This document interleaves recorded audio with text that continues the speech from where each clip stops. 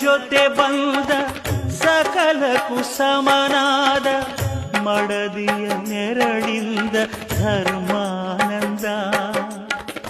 ಹೃದಯದ ನೋವನ್ನು ಪ್ರೀತಿಯ ಸುಧೆ ಮಾಡಿ ನಾಲ್ವರ ನಗಿಸುವುದೇ ಮನುಜಾನಂದ. ಬೆಲ್ಲದ ಕಣ